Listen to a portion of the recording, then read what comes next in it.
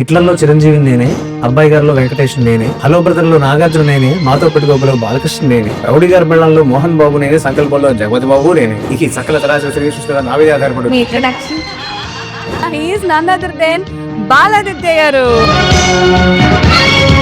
ఎన్ని సినిమాలు చేశారండి బాబు.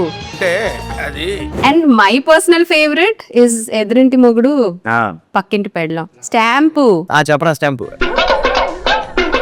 ఎవరైనా కలిసినప్పుడు నా చిన్నప్పటి నుంచి చూస్తున్నాను మిమ్మల్ని అన్నప్పుడు మీకు ఎలా అనిపిస్తుంది? చిన్నప్పటి నుంచి అలవాలేదు. యాక్చువల్లీ మీరు రంభ గారితో ఒక ఇన్సిడెంట్ కూడా ఒకటి చెప్పారు మాటల్లో. కొన్ని చేయకూడదు అని తెలియదు మాకు. ఈవీ గారితో అప్పటికే పరిచయం ఏర్పడిపోయింది. సో ఆవిడకి ఏదో షార్ట్ లో చెప్తుంటే ఆవిడ సరిగ్గా రావట్లేదు. నువ్వు చెప్పరావు సరే అన్న, నేను చెప్పేసా అంటే ఆవిడ బాధపడింది. మా అమ్మ దగ్గరికి వచ్చి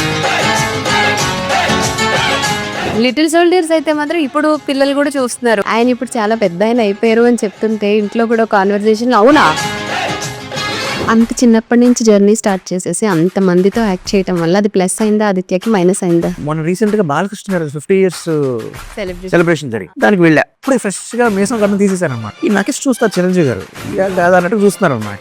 నేనే సార్ బాలాదిత్య. ఏంట వయసు అయిపోయింది అనుకున్నా, గుర్తుపడలేదు అనుకున్నా. తెలుసు వెంకటేష్ గారు లిటిల్ నా ప్రాణం కాపాడారండి. సూపర్ పోలీస్ సినిమా అప్పుడు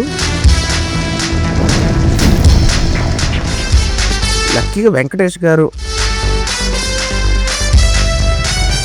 బాలకృష్ణ సార్ బంగారు రోడ్డు సినిమా అప్పుడు అది ఫస్ట్ టైం బాలకృష్ణ గారి దగ్గరికి మా అమ్మ తీసుకెళ్తున్నాను పరిచయం చేయడానికి. ఆయన కూర్చున్నారు. అమ్మ రాగా టక్కున లేచి నుంచున్నారు. కౌశిక్ గారి గురించి కూడా చెప్పండి ఒక 2 ముక్కలు. మా బాండింగ్ ఏంటంటే మీకు చిన్న గమ్మత్తైన విషయం ఏంటంటే ఇప్పటికీ నా మొబైల్ మీద వాడేగలుగుతాను. అంటే నా టఫెస్ట్ ఫేజ్ వాజ్ నా క్విట్ ఫిల్మ్స్. జేబులో 100 రూపాయలు ఉండేది కాదు. Those are tough times. ETV champion నాకు ఆఫర్ వచ్చింది. యాంకరింగ్ ఛాంపియన్ ఒక్కసారి మళ్ళీ బికాస్ అంటే నా దృష్టిలో సక్సెస్ అంటే టు కంటిన్యూ, ఆగిపోవడమే ఫెయిల్యూర్.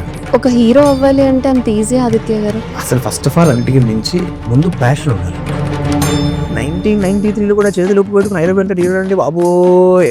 ఏదికి మించి డైలాగులు అందులో నా బ్రెయిన్ లో జీబీ సరిపోవట్లేదు. ఇవన్నీ అయ్యే పనులు లేవు కానీ డైరెక్ట్ గా కూర్చొని మాట్లాడేద్దాము.